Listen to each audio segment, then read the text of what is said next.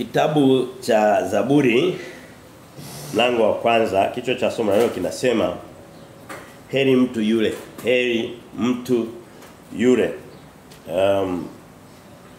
Leo tarehe 15 Machi mwaka 2025.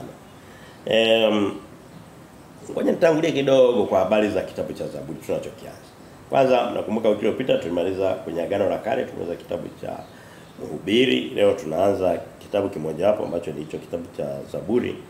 Na Zaburi ina sura nyingi kweli kweli, ziko 150. Lakini imegawanywa katika vitabu ndani ya kitabu kimoja cha Zaburi kuna kitabu cha kwanza, cha pili, cha tatu, cha nne na cha tano. Kwa mfano kitabu cha kwanza kinaanza mlango wa kwanza mpaka 41. Ndicho tutakachokisoma kipindi hiki. Kwa hiyo tutapofika mlango wa 41 tutasimama twende kwenye vitabu vingine. Alafu tutakuwa tunaenda polepole.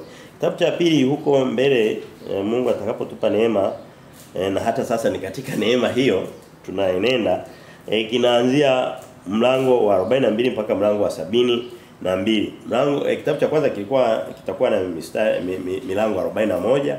Kwa hiyo tukishaimaliza kwa muda kwa wastani weka 41 kama mwaka mmoja kasoro hivi. Tutakuwa tumemaliza sehemu ya kwanza, kwa hiyo tutasimama. Lakini kwa kukukumbusha tu muundo wa hiki kitabu ambacho ni kirefu kuliko vyote, ni utangulizi tu ili kusudi tujue ni nini tunakisoma. By the way, hivi labda vinaweza visiwe ni vitu ambavyo tunavifanyia kazi katika maisha. Sio ujumbe wa kuondoka nao, lakini ni ufahamu kama msingi wa neno la Mungu tunalojifunza. Kwa hiyo kuna kitabu cha pili kinachoanzia mlango wa 42 mpaka mlango wa 72 ni sura 31. Hicho nacho tutakuja kusoma huko mbele zaidi. Lakini kitabu cha tatu kinaanzia 73 mpaka 89. Milango kama 17 hivi. Actually ni milango 17. Na kitabu cha 4 kinaanzia mlango wa 90, kwa sababu hiki cha tatu kilisha mlango wa 89. Mlango wa 90 mpaka mlango wa 106. Milango 17 pia. Alafu na kitabu cha mwisho ambacho ni cha 5 kwenye hiki kitabu kimoja cha Zaburi,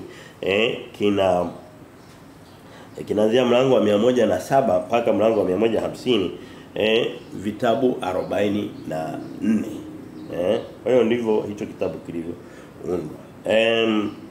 Leo tumesema kwamba kitabu mlango wa leo ni mfupi kiasi, milango ya awali ni mifupi. Kitabu kirefu kuliko vyote ni Zaburi, lakini sura ndefu kuliko zote nayo iko kwenye Zaburi ya 119. Hatutafika huko. Mistari kama 176 iko mingi. Hiki kitabu mwandishi wake ni nani? Ni Roho Mtakatifu. Kama vilivyo vitabu vyote vya Mungu. Nitathibitisha kidogo kwa maandiko. Wakati mwingine Ukristo wetu unajengwa juu ya fikra zaidi ya fikra tu tunavyofikiri au tulivyofikirishwa au tulivyorithishwa tu na watu nao kutoka katika mawazo yao ya kibinadamu, lakini lazima tuthibitishe vitu kwa mawazo ya Mungu ambayo ndio neno la Mungu. Amina. Lakini pamoja na kwamba ni neno la Mungu lililotoka kwa Roho Mtakatifu, tutathibitisha kama vilivyo vitabu vyote vya Biblia. Ni kuwakumbusha tu kidogo. Bado Mungu alitumia wanadamu. Kama leo nani anahisi kwamba haya ni mahubiri yangu mimi ndio ujumbe niliowapa? Ni ujumbe wangu, ni wa Mungu. Ni wa Kristo, si ndio? Kwa hiyo hata katika uandishi Mungu alituma ujumbe wake, akawatumia watumishi wake ambao aliwaumba kwa makusudi hayo. Ndio vyombo vyake, kama alivyoumba malaika akakumba wewe ili kusudi tufanye makusudi yake. Kwa hiyo akawatumia watu kadhaa. Kwa mfano Daudi ni mwandishi mkubwa kabisa katika hii milango 150. Daudi ndiye kwa sehemu kubwa zinaitwa Zaburi za Daudi. Lakini kuna watu wengine ndizo zilizo nyingi. Kuna mtu anaitwa Asafu. Kwa mfano Zaburi ya 50 ni Asafu. Zaburi ya 73 mpaka ya 83. Hizo ni Zaburi 11. Kujumlisha na 50 ni Zaburi 12. Ameziandika Asafu. Lakini vile vile kuna Selemani mwana wa Daudi. Anazo Zaburi kama mbili. Zaburi ya 72 na Zaburi ya 127. Hivi uhitaji kuviandika. Ni kumbukumbu tu kidogo. Alafu kuna Zaburi ya Musa, Zaburi ya 90. Ni ile Zaburi inayoongelea Bwana atukumbushe idadi ya siku zetu na kuhesabu siku zetu kusudi tuweze kuwa na moyo wa hekima na kuweza kuishi maisha kwa tukijua kwamba hatuna muda mwingi sana wa chezea. Hiyo ni ile Zaburi maarufu sana wanapenda kuhubiri siku watu wamekufa. Ni ya Musa ile. Zaburi ya 90. Lakini kuna watu wanaitwa wana wa Kora. Wana wa Kora wana Zaburi ya 42, 44, 45, 46 mpaka 49. Zaburi ya 80, 85, 86, 85, 87 na 88. 86 ni ya Daudi. Nao wanazo zaburi kadhaa. Kuna mtu anaitwa Ethan. Naye ni mtumishi tu, Mungu alimtumia. Ethan alikuwa miongoni nafikiri mwa Walawi. Naye aliandika Zaburi ya 89. Lakini kuna na watu wengine kadhaa. Zaburi fulani ambazo kama Mungu alitumia watu wengine kuziandika. Zaburi ni nini? Zaburi ni neno la Mungu lakini lililo katika mfumo kama wa nyimbo. Ndio sababu jinsi kilivyoandikwa kile kitabu ni kama shairi fulani au kama tenzi. Ni kama tenzi za rohoni, tenzi za mambo ya Mungu. Ni neno la Mungu kabisa. Ujumbe ni ule ule, lakini Mungu akaweka katika mfumo kama akawatuma waziandike katika mfumo wa kuimba. Hubirini kwa sauti ya kuimba. Amina. Kwa hiyo by the way, hiki ni kitabu labda, kwa hiyo tulisema maandishi ni Roho Mtakatifu mwenyewe akitumia mikono na vinywa na viwiliwili vya wanadamu. Lakini Zaburi ni zaidi ya nyimbo. Kwa mfano watu wengine huko duniani, labda Wakristo wengine hawajajua, lakini kuna watu wako huko mbali kidogo, labda upinzani dhidi ya mambo ya Mungu haujafika kwetu kwa kiasi kikubwa. Ni utangulizi wa jumla, nimeona kidogo hivi vitu ni vitangu. Unapoanza kitabu kipya lazima ujenge mazingira ya kujifunza kile kitabu. Huko duniani huko kuna doctrine, mafundisho fulani yanakuja kama yanapinga kwamba utu ni tu nyimbo tu watu walikuwa wanalala wanaamka wanajiimbia, alafu nyinyi mnataka ukifanya kama ndo ujumbe wa Mungu kwenu, nyimbo tu vya watu. Hivyo vyote ni vile vya shetani anavyoamua kubeza na kudhalilisha wakati mwingine na kudhihaki neno la Mungu. Ndicho shetani anachofanya. Lakini hili ni neno Zaburi kama vile vitabu vingine vya Biblia vile 66 vingine 65 pamoja na hiki ni neno la Mungu vile kamilifu kabisa. Hebu tuthibitishe. Ukisoma katika kitabu cha nathibitisha tu hizi Zaburi Mungu ameingiaje moja kwa moja katika uandishi wake hata kama aliwatumia wanadamu. Ukisoma katika kitabu cha Mathayo mlango wa 22, ninaenda tu pale kwa sababu ni mlango na ujua vile. Mlango wa 22 mstari wa 43 anasema hivi, Yesu akiwa anasema akawauliza, alikuwa anaongea na Mafarisayo. Mafarisayo kwa ametoka kumuuliza kuhusu kulipa kodi ya Kaisari na nini. Wengine Masadukayo na Maherode wakawa wanamhoji maswali hivi, mtu basi kama kuna ufufuko, watu wanafufuka. Je, kama kuna mwanamke aliolewa na wanaume wakawa wanakufa mpaka wakafika 7, atakuwa sasa kama anafufuka atakuwa mke wa nani? Yaani kama wakadhani kama wamemtega sana. Lazima mnapotea kwa kutokujua maandiko. Kwenye ufufuo hakuna kuwa na kuolewa. Sasa watu wanakuwa wako katika miili ya utukufu, sio miili hii inahitaji mahitaji ya kimwili ya kibinadamu inayokufa. Kwa hiyo akawafundisha vile. Sasa wakati anaongea nao hizo habari akaona awape na somo. Akupe wewe, anipe na mimi pia somo. Akawauliza kwenye Mathayo 22. Alipokuwa ameweza kuongea nao Mathayo 22 akawauliza hivi. Mlango wa Mathayo 22 anasema akawauliza, imekuwaje basi Daudi katika roho kumwita alianza nyuma. Mafarisayo walipokusanyika Yesu akawauliza mstari wa 41 akisema, "Mwaonaje katika habari za Kristo?" Yaani Kristo ni mtu gani? Tuambieni hasa. Akauliza, "Ni mwana wa nani?" Wakamwambia, "Ni mwana wa Daudi." Yaani alikuwa kama anawapa somo zaidi. Kwa kuwahurumia tu, kwa sababu watu hawakustahili honest kiukweli, hawakustahili kufundishwa kweli. Sio walikuwa hawaipendi. Lakini Mungu katika neema yake ndivyo anavyotufanya hata leo. Wakati mwingine hatulipendi neno la Mungu, lakini bado anakuamsha na gasi unaamka unaenda kusikia neno lake. Unaenda kujifunza wakati mwingine. Lakini hawa walikuwa wamesimama katika upinzani kabisa wa Mafarisayo. Wapo mpaka leo.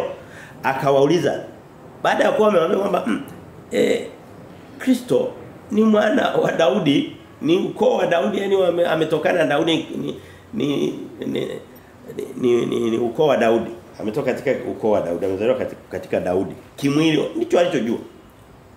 Lakini akawauliza, imekuwaje basi Daudi katika roho kumuita Bwana akisema, Bwana alimwambia Bwana wangu uketi mkono wa kuume hata niwaweke adui zako kuwa chini ya miguu yako. Anamwambia, nyinyi mnasema Kristo ni mwana wa Daudi. Sawa. Sasa Daudi huyo, mwanadamu huyo, ananeneshwa na roho wa Mungu habari za Bwana wake ambaye ndo huyo mnayesema ni mwanae.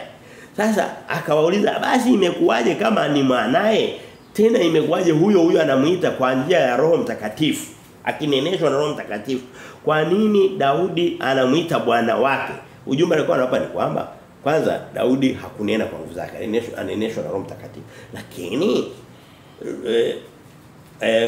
Masihi Kristo sio mwana wa Daudi kwa maana ya ukweli wake, ni kwamba tu kimwili alizaliwa humo, lakini ni roho wa Mungu tangia milele. Alikuwa Bwana wa Daudi tangia mwanzo.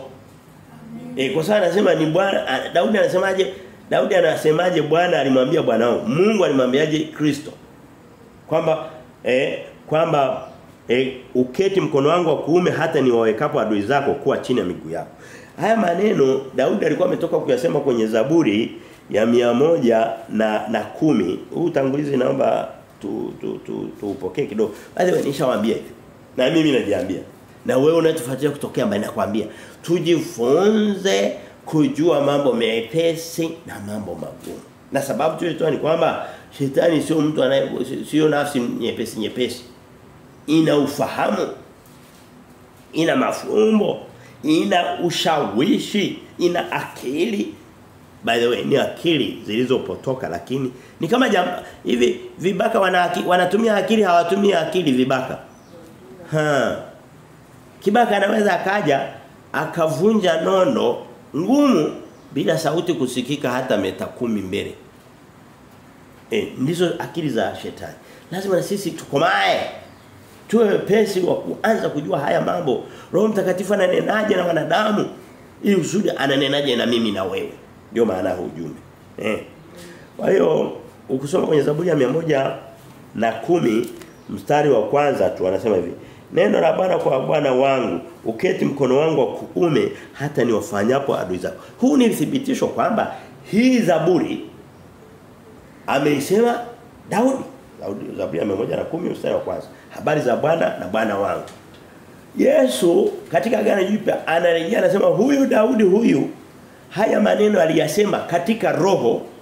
Kwa hiyo tunaona kwamba sio maneno ya Daudi, ni maneno ya roho kwa kutumia kinywa cha nani? Cha Daudi. Kwa sababu Mungu hutumia wanadamu, Mungu hutumia wahubiri wanadamu, wakosefu, wadhaifu. Wewe jamani, mimi nahubiri na mimi ni mdhaifu kama ninyi. Vile vile. Tunatofautiana vitu vidogo kama vile ambavyo na wanadamu wengine wanatofautiana. Kama tunatofautiana kimo, rangi, vitu kama hivyo. Ukisoma katika kitabu cha Matendo ya Mitume mlango wa sijui kama nimechukua muda mrefu katika utangulizi, lakini imenipasa kuongeza uzito wa nini tunakiamini, nini tunajifunza. Baadhi kama wewe ni mgeni ama labda kama sio mepesi kwako au labda vyote vile ni vizuri tu kutulia. Kama mwanafunzi anapofika siku ya kwanza akakuta wale wanaongea Kiingereza kikubwa, haondoki, anatulia mpaka atakapokijua. Unasikia wewe kama Kiingereza kinakupa shida sana. Hatuendelee. Matendo ya Mitume 1:16 anasema hivi. Matendo ya Mitume 1:16 anasema hivi, ndugu, ilipasa andiko litimizwe alilolinena Roho Mtakatifu zamani kwa kinywa cha Daudi katika habari za Yuda. Ukienda kwenye Agano la Kale, Zaburi ya 41 mstari wa 9, hayo maneno ambayo Petro anaongelea kwamba Roho Mtakatifu alinena kwa kinywa cha Daudi, anayesema kwenye Agano Jipya, Matendo ya Mitume mlango wa kwanza mstari wa 16.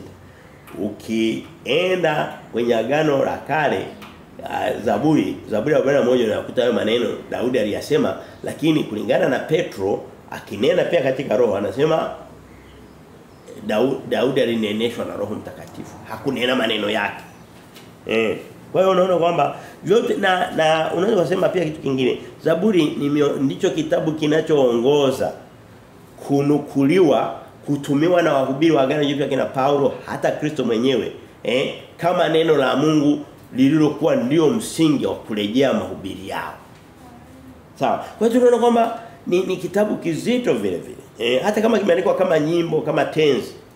By the way, neno la Mungu linatuambia tujaze Roho Mtakatifu kwa kuimba nyimbo na zaburi na tenzi za rohoni. Ni maneno kama haya, yani ndio yanayotuletea Roho Mtakatifu wa Mungu katika maisha yetu. Kwa hiyo tunaona ni kitabu lakini vile vile kwa sababu ni kitabu kirefu, kina zaburi 100, kina sura 150 au zaburi 150. Kwa kweli ni kitabu chenye kila aina ya doctrine, kila aina ya mafundisho yamo mle kwa sababu ya ukubwa wake. Leo unaweza kukutana na fundisho la wokovu, fundisho la hukumu, fundisho la ujio wa pili wa Yesu Kristo. Kwa mfano Zaburi ya pili inaongelea ujio wa pili wa Yesu Kristo, Masihi wa Bwana, dunia ikiwa imejiinua, imeungana, wafalme wa dunia wanaungana, tutaiona wiki ijayo. Kwa hiyo ni kitabu ambacho ukiona kisoma, ni tofauti na vitabu kwa mfano kama kitabu gani ambacho tumekimaliza. Hata kwa mfano kama kitabu cha tumeanza juzi kitabu cha Agano Jipya cha Waebrania. Kile kitabu ni kizuri sana, lakini unaweza kusema kuna vitu ambavyo huwezi kuvikuta mle vingine. Viko vitu vya kulinganisha labda Agano la Kale, Agano Jipya, ukuu wa Kristo dhidi ya watumishi wengine kama kina Musa na nini, kwamba yeye alikuwa katika nafasi ya Mungu, alikuwa nafasi ya wanadamu. Lakini utakuta vitu vingi ambavyo vinatugusa katika maisha ya kila siku vyote, kama unavyopata ndani ya kitabu cha Zaburi. Lakini nikisema hivyo sina maana kwamba Zaburi labda ndio kitabu muhimu kuliko vyote. Ila nakumbuka pia kwenye waandishi wa baadhi ya Biblia zile ndogo ndogo unakuta anakuwekea Agano Jipya, anakubalikia na Zaburi pale. Akijua kwamba katika Agano la Kale miongoni mwa vitabu ambavyo hutaki kuvikosa ni Zaburi. Unakuta kuna kitabu kimeandikwa kabisa Agano Jipya na Zaburi. Kwa sababu ya uzito wake. Na mambo mengine nilikuwa nasema kwa mfano kila neno la Mungu linasema katika Timotheo wa pili mlango wa 3 mstari wa 16. Anasema kila neno la Mungu lina pumzi ya Bwana. Kila neno la Biblia lina pumzi ya Mungu. Petro anasema katika Petro wa pili mlango wa kwanza mstari wa 21, Petro wa pili 1:21 anasema Petro wa pili 1. Mimi Petro wa pili anasema watu wa Mungu waliongozwa. Hakuna neno lililokuja kwa utashi wa wanadamu, bali waliongozwa na Roho wa Mungu katika kutoa zile jumbe zilizomo katika Biblia. Amina. Basi kama utangulizi tutakuwa tumeishia hapo. Utangulizi. Twende sasa katika Zaburi ya leo ambayo ina mistari 6. Ni Zaburi maarufu sana. Kuna Zaburi kuna sura na ziko maarufu sana katika kuliko nyingine. Kama Zaburi ya 23. Bwana ndiye mchungaji wangu. Hilo tukifika hapo lakini unakuta wanajua nusu ya mstari. Iko mistari 6 lakini wanajua nusu ya mstari wa kwanza. Lakini angalau watu wanaujua juu. Lakini na hii nayo ni Zaburi. Heri mtu yule asienenda. Ni Zaburi nzuri yenye ujumbe mkubwa. Mtu tujifunze na Zaburi zijazo vile vile na neno lote la Mungu. Kwa hiyo kichwa cha leo kinasema kwenye Zaburi ya kwanza, mlango wa kwanza, inaongelea habari za heri mtu anayeenenda katika njia za Bwana. Kuna heri zake. Kuna baraka zake. Kuna usalama katika hiyo. Na tunaiona katika vipengele viwili. Kipengele cha kwanza ni mstari mitatu ya kwanza ambayo inaongelea hizo heri. Alafu kipengele cha pili ni mistari mitatu ya pili. Maana imesema iko 6. Tumeshaisoma. Iko 6. Ile mitatu ya kwanza tutaona zile heri. Ile mitatu ya pili kuanzia mstari wa 4 wa 5 wa 6 tutaona wasio haki wanavyokuwa heri wanazozikosa. Kwa hiyo ni kinyume, ni kama tunaangalia mbele, tunaangalia na nyuma kinyume chake kuna kwa. Unaangalia nuru unaona kinyume cha nuru, pasipokuwa na nuru giza lake ni totoro kiasi gani? Yaani nimekusikia hizo habari. Tuangalie sasa hizi heri. Kichwa somo kinasema heri mtu yule asiyenenda katika njia za wasio haki. Tusome mstari ule wa kwanza. Anasema hivi. Zaburi ya kwanza mlango wa kwanza anasema heri mtu yule asiyekwenda katika shauri la wasio haki wala hakusimama katika njia ya wakosaji wala hakuketi barazani pa wenye mizaha. Vitu vitatu umevisikia. Kuenenda, kusimama na kuketi. Nani amesikia maneno? Na vyote ni kuenenda na wasio haki. Kusimama na wakosaji. Kuketi na wenye mizaha. Nani amesikia maneno? Asiyefanya hayo mambo matatu. Akisema hivyo ana maana kwamba kuna ndio mwisho hayo tabana. Kuna vitu vingine. Ni pamoja heri mtu yule awakumbukaye maskini. Kwa hiyo sio kwamba ni kila kitu kimeunganishwa katika mstari mmoja, lakini katika muktadha wa mienendo ya mtu wa Mungu, mtu wa Kristo, kuna vitu vitatu vimeongelewa hapa vya msingi tunatakiwa tujifunze. Tuangalie tunatembea vipi na watu wanaoweza kutushawishi na kutupotosha. Lakini mechake ukiwaepuka hao unaambatana na wale wanaoweza kuku-encourage au kukutia moyo ili kusudi uweze kupata zile heri kuwa karibu na Mungu wako. Nani amesikia maneno? Ni kitu cha msingi sana. Ngoja waambie. Nisipopotoka au usipopotoka au yeyote ile, tusipopotoka katika watu tunaoenenda nao, tutapotoka au tutajifunza na watu tunaosimama nao. Au tutapotoka na watu tunaoketi nao kwenye vijiwe, kwenye makundi ya WhatsApp. Sasa hivi vijiwe vimehamia online. Mbona ni jambo jepesi? Okay, ni jambo jepesi lakini kwa nini Mungu aliweka kwenye Biblia? By the way, ngoja nikwambie hili sio jambo jepesi. Inatuhitaji tukusanyike kama vitu vilivyokusanyika. Tutenge muda wetu tuweze Yesu anasema mtakapokusanyika wale watatu nitakuwa katikati yenu. Ni mpaka tutapokusanyika kama kanisa, kama kundi la wateule wa Mungu au kama wanafunzi wa Kristo, ndipo haya mashauri, haya mafundisho yanapo leta nguvu na usikivu zaidi katika maisha yetu. Nani mmesikia sauti hii?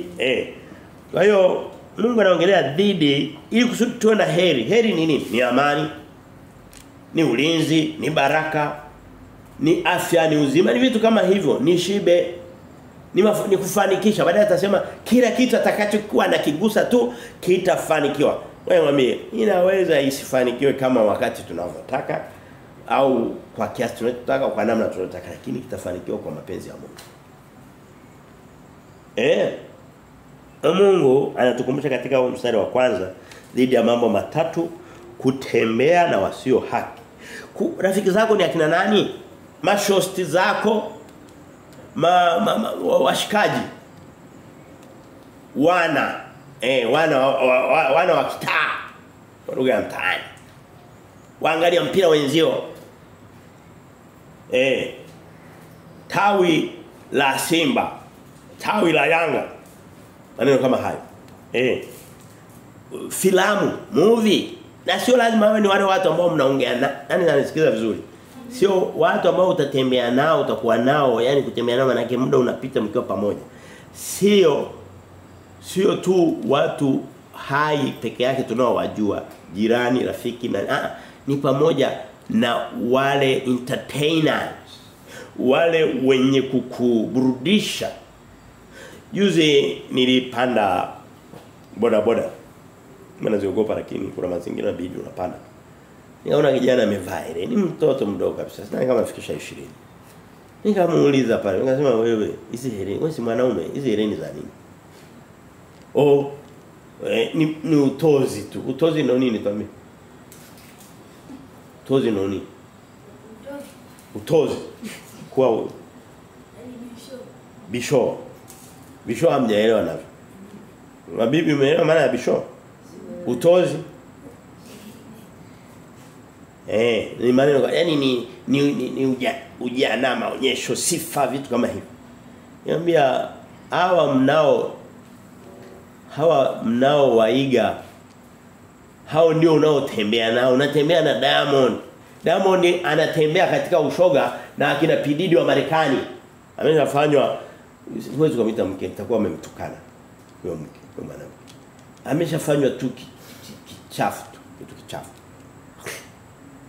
Ndio sababu anavalishwa hereni hizo. Filamu unazoangalia, mipira, vikao vile vya kwenye mtandao popote pale. Viwe ni vikao vya kwenye mipira, kwenye vilabu, kasino, kijiweni pale. Kitaa wanakuambia. Na kadhalika. Biblia inasema katika kitabu cha Mithali mlango wa 13 mstari wa 20 inasema tembea na wenye hekima na utakuwa na hekima. Hivi unaweza ukawa kitu ambacho hutembei nacho, yani ukazalisha tabia tofauti na kile ambacho unakaa nacho. Biblia inatuambia tembea na wenye hekima utakuwa na hekima. Bali rafiki wapumbavu ataumia. Wewe mwambie mtu wa kwanza, sehemu ya kwanza kabisa kutembea nayo ni Kristo. Ni neno lake. Ni makusanyiko yake. Ni ibada bila kujalisha kwamba wana nyimbo nzuri, hawana nyimbo nzuri, wana vitu vizuri, hawana vitu vizuri, lakini wana Kristo wa kweli kama hapa tulipo. Paulo anasema ni heri nife kuliko mtu aninyime kule kujisifu kwangu huku. Na mimi nasema hivyo. Sio kujisifu kwa ubaya, lakini nasema kama ni habari za Kristo, tunamhubiri Kristo kwa kweli. Tembea na wenye hekima. Ukisoma katika kitabu cha Amos mlango Amos 3:3 anasema hivi.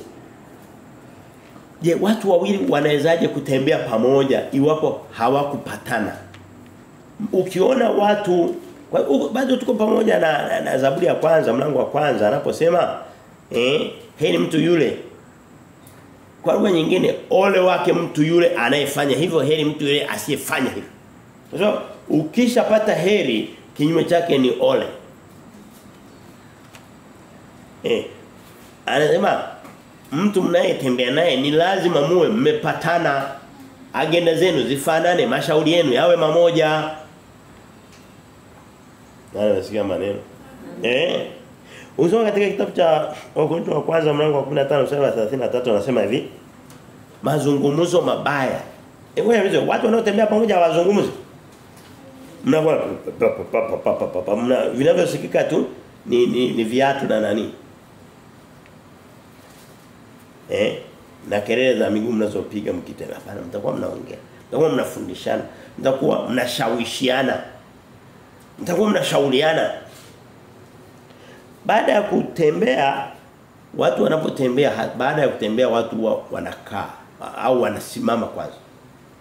Tuje anasema wala hakusimama katika njia ya wakosaji. Unaenda kijiweni, ukisoma katika kitabu cha Mwanzo mlango wa 19 pale. Mstari wa kwanza. Biblia sina muda kwenda huko.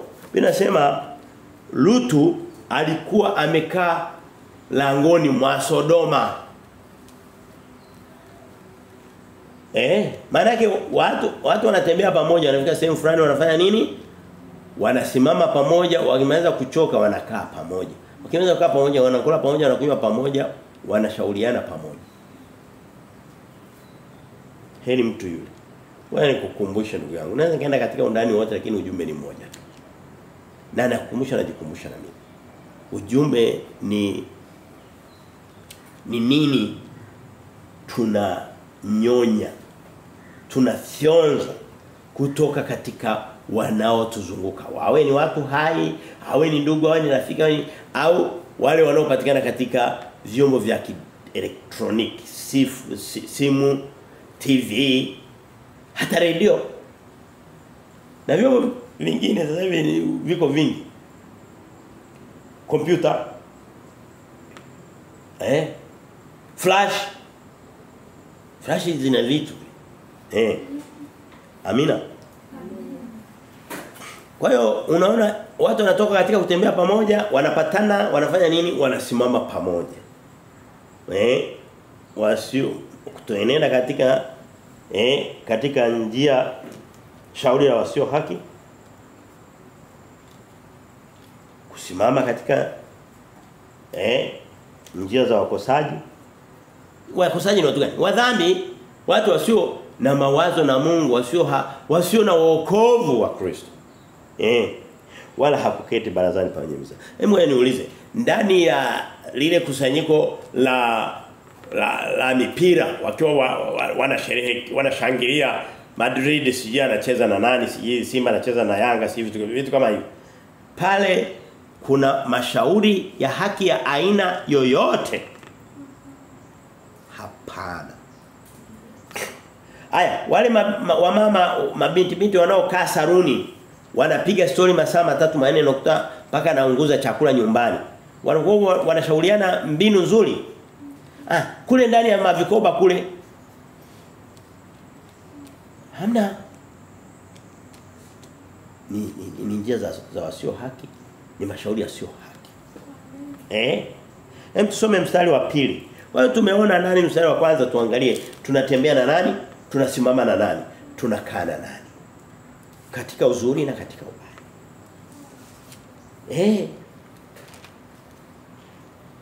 Katika uzuri na katika ubaya. Mstari wa 2 anasema hivi. Heri mtu yule ambaye hafanyi vile kinyume chake. Sasa afanye nini? Mstari wa 2 anasema bali sheria ya Bwana ndiyo impendezayo na sheria yake huitafakari mchana na usiku. Unajua kwenye tafakari inatokea wapi? Kwenye mawazo, kwenye nafsi. Yesu alisema ndani ya mawazo ya wanadamu hutoka uovu, uchafu, uasherati, uzinzi, uongo, matukano, na upumbavu vyote vinatokea.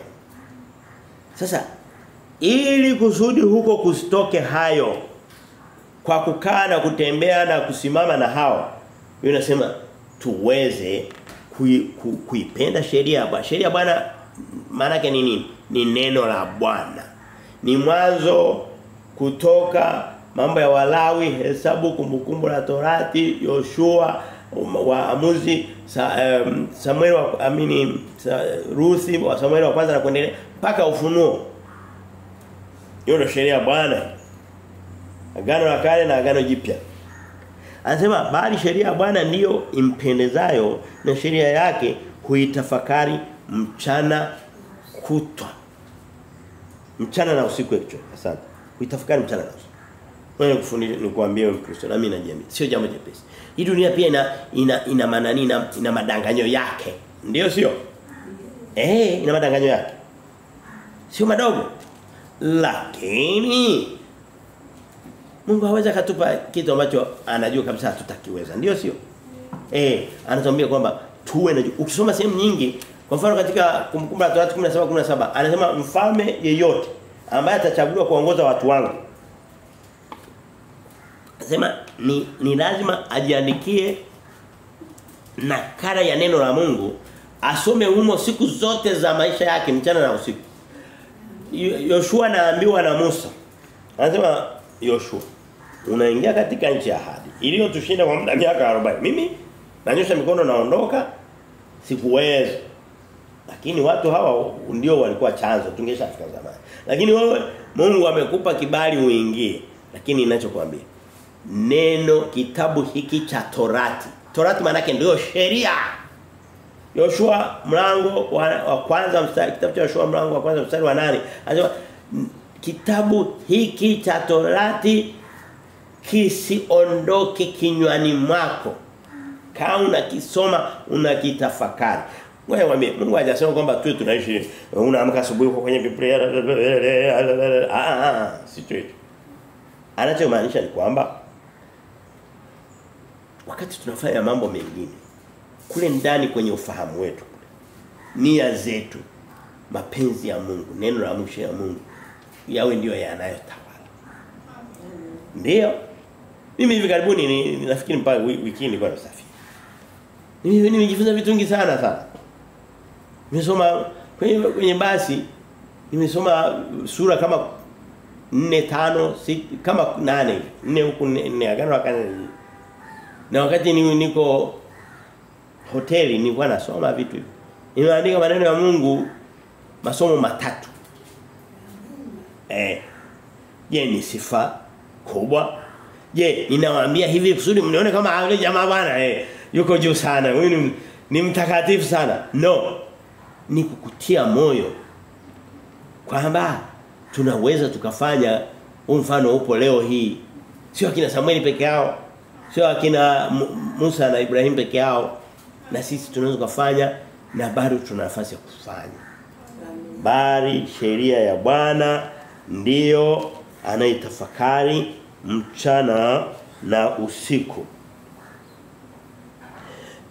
Biblia inasema katika Zaburi ya 119, ile Zaburi ndefu kuliko zote, mstari wa 165 karibu na mwisho, anasema wana amani nyingi waipendao sheria ya Bwana.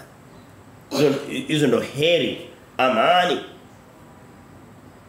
Yaani ukiwa mtu mwenye asili ya kupenda sheria ya Mungu, neno la Mungu, unalisoma, unaliandika, unalitafakari mchana na usiku, unajikuta na amani nyingi sana. Wana amani nyingi. Wana amani nyingi wale waipendao sheria ya Bwana. Sehemu nyingine nasema Zaburi ya 119 hiyo mstari wa 97. 98 nasema hivi. Sheria yako Bwana ninaipenda mno ajabu.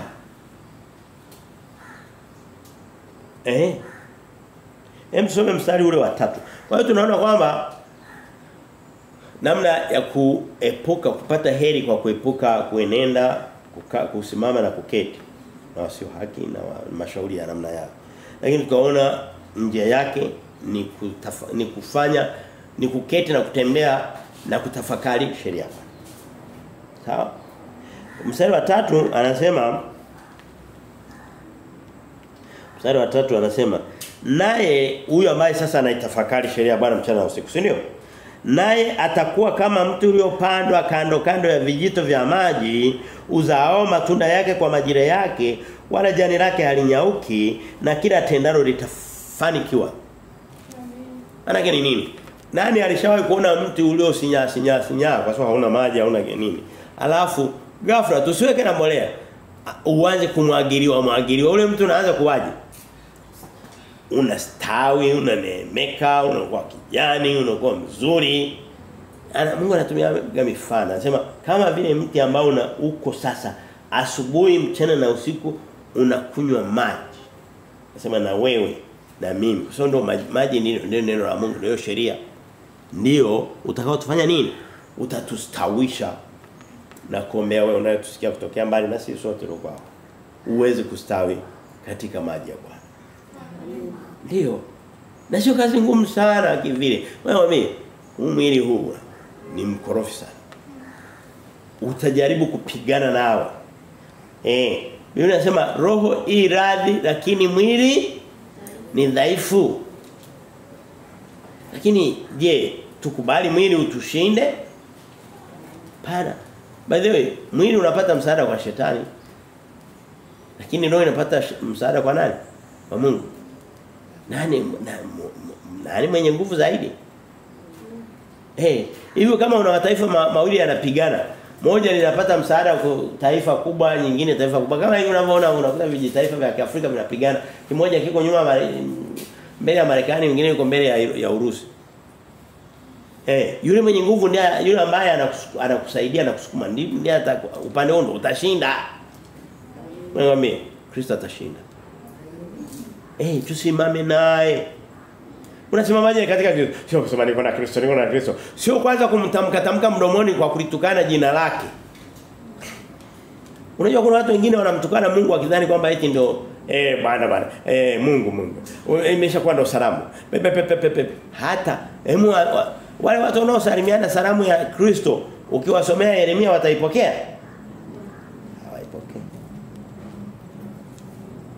Hawaipokei. Kwa hiyo anatukumbusha kwamba tunapokuwa na sheria ya Bwana, neno la Mungu. Hivi nahitaji kusisitiza zaidi hapa kukumbusha umuhimu wa kufanya ushirika na hili neno la Kristo na watu wake wanaolibeba. Ile kwenda kwenye kitabu tu kapekua peke yake haitoshi. Mungu anataka pia tushirikiane na watu wake. Tushirikiane na yeye katika kuomba na vitu vingine. Kwa hivyo huo ni msingi tu, lakini kuna vitu vingine vinaenda sambamba na hivyo pamoja. Ndio maana anasema msiache kukusanyika kile itwapo leo. Maki vinginevyo tungeza angesema msiache kukaa majumbani mwenu mkajisomea Biblia, mambo ya kukusanyika ni vya kimwili tu. Si chochote. Tukusanyike. Tuwe kama miti hiyo. Sasa tuangalie hapo, tulikuwa tunaangalia wenye haki na wasio haki. Lakini tuangalie kwa undani wasio haki. Wenye haki tumeona ni kama mtu uliopandwa wapi? Kwenye kijito cha maji, ambacho majani yake hayanyauki. Tuangalie wasio haki. Hao watu wewe hakuna kitu cha kwanza kabisa kinacho neno la Mungu linavyokuwa mbali na wewe na mimi na yeyote yule, ndivyo ukosefu wa haki unavyokuwa mkubwa. Ndivyo ilivyo.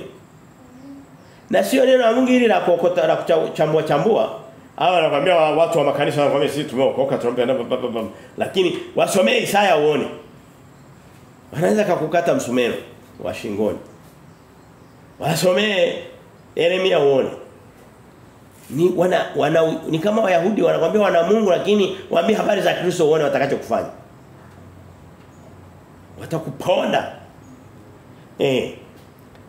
Wasio haki ni kama makapi. Wenye haki tunaona ni kama mti uliopandwa kando kando ya kijito cha maji ambacho hakinyauki, ambao unazaa matunda ya kila msimu. Wasio haki ni makapi. Makapi ni nini? Makapi ni kama chuya. Umeshatoa ni mahindi au umetoa mchele, basi yale ya makapi ambayo hayaliwi yanayobaki, magunzi hayo ndio makapi. Umeisha ya pepeta kabaki na mbegu nzuri, haya yasioliwa haya. Na yale mara nyingi huwa asikule mtu hatima yake huwa yanachomwaga yale. Wewe mwambie hatima ya makapi ni motoni. Hata haya ya duniani ya shambani lazima yachomwe. Biblia inasema tusome mstari wa 4. Anasema hivi: sivyo walivyo wasio haki, hao ni kama makapi ya peperushwayo na upepo. Na tumeshaona kwa kueleza tu makapi. Tusome tabia za makapi. Zaburi, tusikie makapi yalivyo. Zaburi ya 35:5 anasema hivi. Zaburi ya 35:5 anasema hivi: wawe kama makapi mbele ya upepo, malaika wa Bwana akiwaangusha chini. Makapi hayana makazi, hayakupandwa na kumea na kustawi, yanapeperuka. Wewe uwezo ukawa ni mtu ambaye hana uwezo kujua anaishi wapi. Anaenda leo amelala mashariki, kesho amelala magharibi, kesho hivi. Hiyo ni sifa nzuri. Mungu anataka tupandwe, tumee, tustawi, tuzae matunda ya haki. Ukisoma katika kitabu cha Ayubu, tusome Ayubu 21:18 anasema hivi. Ayubu 21:18. Hao tabia ya makapi, lakini tuangalie katika muktadha wa nini? Ya watu wasio haki, hatima yake. Kama ambavyo makapi hayana hatima nzuri na kukosa haki ya Mungu, neno la Mungu, ngoja niwaambie, mhubiri wa uongo hata kwambia hizi habari. Atakwambia yale mambo mazuri tu, na mara nyingine hata kwambia hata ya uzima wa milele. Atakwambia mwilini ya uongo. Lakini neno la Mungu linaenda linatuambia hata na habari za makapi. Na kama makapi hatima yake ni kuunguzwa. 21 Ayubu 21:18 anasema: ili wawe kama mabua makavu mbele ya upepo, kama makapi yaliyochukuliwa na dhoruba. Hawa watu sio hizo, hapa kuna baraka. Hapo ni mapigo. Na pigo la mwisho kabisa kuliko yote ni jehanamu ya moto. Kuna mapigo hapa duniani na mapigo ya milele. Anasema katika kitabu cha Isaya 17. Ngoja nisome haya makapi kidogo tuyaelewe wakati mwingine. Tuelewe katika muktadha wa kibiblia. Isaya 17:13 anasema hivi. Mataifa wananguruma katika ngurumo ya maji mengi, lakini atawakemea, nao watakimbia mbali sana. Watafukuzwa kama makapi milimani mbele ya upepo, na kama mavumbi vuruvuru mbele ya tufani. Watu ambao hawana, hapo hakuna heri hata moja. Ni mtu wa kukimbia kimbia. Biblia inasema katika kitabu cha Mithali mlango wa 20 anasema waovu hukimbia, huruka upeperuka bila hata kufuatiwa, lakini wenye haki ni jasiri kama simba. Ni watu imara, thabiti. Kuna watu wanaishi katika hii dunia, usiangalia akakudanganya na vinguo alivyovaa, akakudanganya na vigarigara anavyotembea navyo na nini, lakini unakuta ni makapi duniani.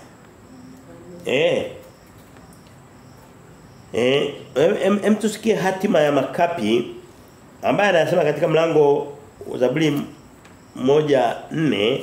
Mtu yasome, anasema vipi Yohana Mbatizaji anasema. Nipeni nafasi kidogo niseme hii. Okay, nafasi umenipa lakini nipeni masikio.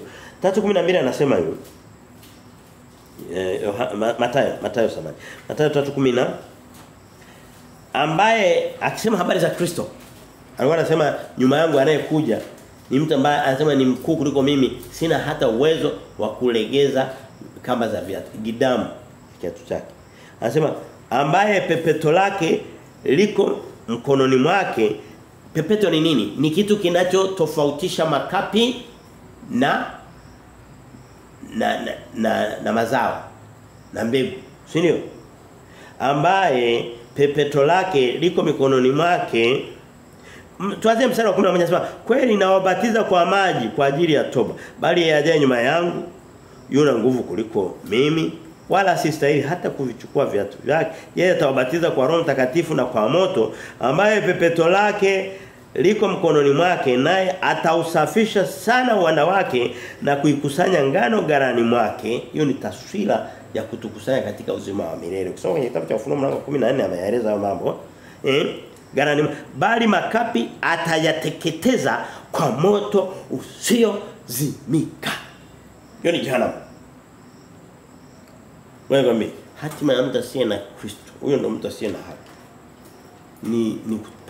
Ni kuteketezwa katika ziwa la moto. Ni makapi haya.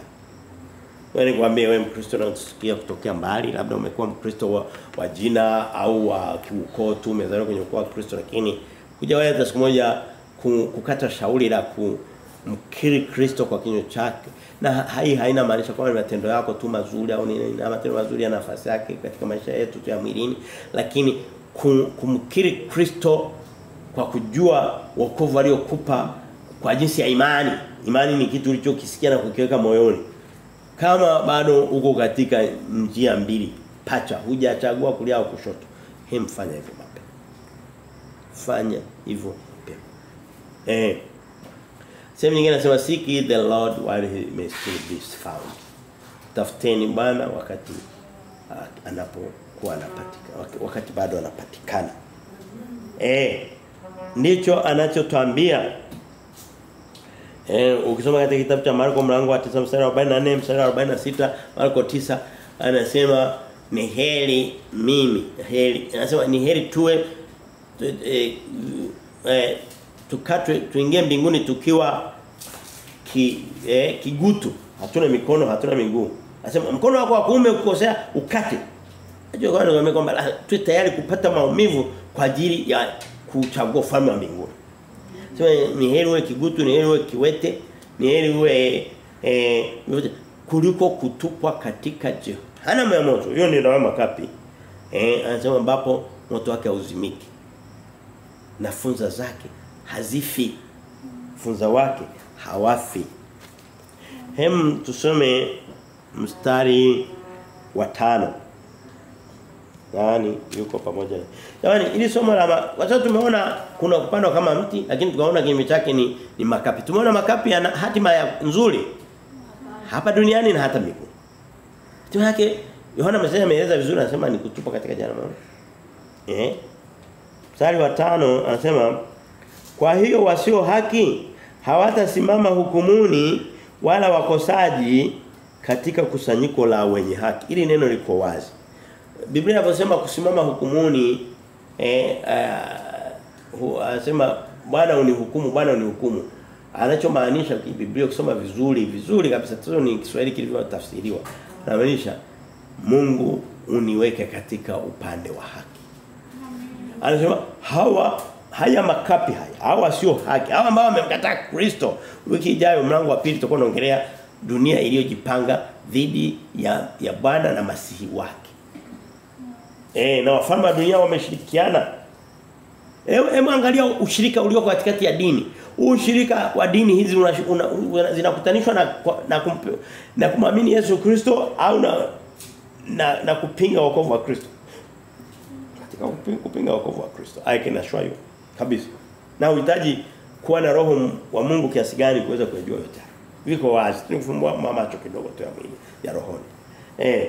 Kwa hiyo anasema kwa hiyo wasio haki wewe mlango mstari wa 5 uko wazi kwamba mtu asiye haki. Biblia inasema nisihesabiwe haki yangu kwa jinsi yangu bali ni haki kwa jinsi ya Kristo. Anasema Bwana amenivalisha vazi la haki. Isaya mlango wa 61. Nitafurahi sana katika Bwana. Bwana amenivalisha vazi la haki. Bwana amenivisha vazi la haki. Anataka mention ni kwamba tunapokuwa katika sehemu ya haki basi na kinyume chake mtu asipokuwa huko. Maana mimi sitasema hatuko huko. Sawa, hatuwezi kuwa hatuko. Hatuwezi kuwa kote kote. Uwezo kuwa kote kote. Hii dunia inajaribu kukaa kote kote lakini Mungu anasema mtu asiyekuwa upande wetu yuko kinyume chetu. Usipokuwa kwetu huko kule. Hii dunia inataka kidogo ikanyage huko kwa mashetani, ikiwezekana ipate pesa za mashetani na nini na ndumba hizo na nini, lakini Jumapili waenda katoe sadaka kwa Bwana. Ni uongo. Haupo. Kama eleweki. Anasema kwa hiyo wasio haki hawatasimama hukumuni wala wakosaji katika kusanyiko la wenye haki.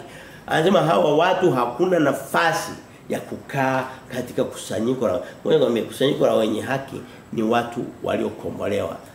Watu katika unyakuo hawana nafasi katika uzima wa milele. Nichachosema. Hii wanadamu wanataka wawe kote kote. Kwenye siri zake yuko anapiga ramli. Kwenye siri zake yuko anatafuta anatafuta pete na mikufu ya nani ya bahati. Yuko anatambikia. Miungu yake ni watu waliokufa, ni roho zilizokufa. Halafu huku kwingine amevaa vizuri masketi yake na magauni yake na hata kama suruali yote vile au suti zake kama mwanaume na nini, alafu yuko anataja jamani Bwana anawapenda. Anasema hawa watu hawawezi kusimama huko. Wasahau. Wewe maneno sio mepesi. Lakini vile vile hatuwezi kuacha kusema maneno magumu. Tutakuwa tumekuwa miongoni mwa waongo na sisi. Paulo anasema katika kitabu cha Matendo ya Mitume mlango wa 20 mstari wa 20 anasema kwa miaka 3 niliokuwa pamoja na ninyi sikujizuia kuwapeni kusudi lote la Mungu, bali niwaonya wote mchana na usiku muda miaka 3 kwa machozi. Aliwaambia ukweli wa mambo. Wewe lazima tuseme ukweli wa mambo. Nani uko pamoja na sisi? Hem tusome katika mstari ule wa 6 na wa mwisho katika kufunga anasema hivi. Katika kufunga anasema hivi. Kwa kuwa Bwana anajua njia ya wenye haki bali njia ya wasio haki itapotea. Anaendelea kutofautisha njia za hawa watu wawili. Dunia Ukristoni huku kwa duniani huku vyote vile wanataka hawa watu wote mwende sambamba. Mko huku mko kulia kushoto afu wote mfike kwa Mungu. Unasema pana hawatasimama kwenye haki wasahau. Hawatakusanywa katika gara na mbegu zake makapi yani wametengwa. Mungu amechagua upande. Lakini hata pamoja na hayo anaendelea na kufanua zaidi kwenye mstari wa 6. Anasema hivi. Kwenye mstari wa 6 kwa kuwa Bwana anajua njia ya wenye haki. Anasema hakuna mtu anaweza kupita kiujanja. Bwana anajua. Wewe mbona hujavaa vazi la harusi? Bouncer kama ni Petro sijui wewe. Kama hata huyo tupa nje kwenye mba huko kwenye kilio na kusaga meno. Anasema Bwana anajua wewe wa Kristo dunia ya leo dini za wanadamu zinataka kudhani kwamba tunaweza tukapenya tumefika. Kristo anasema hapana hizi njia zimetofishana. Na maisha yao yamepishana. Unasema watu wasema mimi niwaambia ukweli msichukizwe na ukweli. By the way ni ukweli si kutoa pingine ninausoma kwenye lugha ya Kiswahili mbele yenu. Kwa Mungu anasema hao watu watakaa kwenye njia za haki wakati wote ule. Anasema kwenye kusanyiko la haki wasahau hawatafika huko. Na kwa kuwa Bwana anajua njia ya wenye haki bali njia ya wasio haki itapotea. Anasema lazima wapotee. Yesu anasema hivi kwa mlango wa 3 Yohana mlango wa 3. Kupotea tuone ni nini. Yesu anasema Bwana katika wote ulionipa hakuna aliyepotea hata mmoja. Wote ni wapa wokovu. Isipokuwa yule mwana wapotevu. Anasema kwa maana jinsi hii Mungu alipenda ulimwengu hata akamtoa mwanawe pekee ili kila muamini asipotee bali awe na uzima wa milele. Huko anasema hivi bali njia wasio haki itapotea. Maana yake hao hawataingia katika uzima wa milele. Lazima tuisafsiri Biblia kwa kutumia Biblia. Na hapa sikuwa nimeandika popote pale. Ni neno la Mungu tu unalisoma na mtakatifu analileta pale. Okay, sema hili wakati. Hii sio kwangu yangu. Na najua mimi sio mwongeaji mzuri. Tangia zamani. Sawa. Najijua. Zaburi ya 34 katika kufunga si kama muda bado upo. Nisome ile Zaburi ya 34 sitaacha kuisoma. Mstari wa 15 anasema macho ya Bwana huwaelekea wenye haki na masikio yake huvielekea kilio chao. Hukielekea kilio chao. Uso wa Bwana ni juu ya watenda mabaya ili aliondoe kumbukumbu lao dunia. Naona kwamba Mungu anawaona wote huyo macho yake anawalinda ili kusudi aweze kuwapa mema na uso wake uko kwa wasio haki ili kusudi aweze kuang'oa kwenye kumbukumbu la walio hai. Hiyo ndio hatima ya neno. Mungu abariki sana tutakuwa tumesha hapa. Neema Bwana ikawafunike. Kama tunakushukuru kwa ajili ya neema zako, kwa ajili ya kutupa kibali cha kwanza kitabu kipya hiki. Mungu tunaomba kisiwe na makusudi ya kibinadamu bali kusudi yako ya wokovu ya uzima milele na kweli na utakatifu katika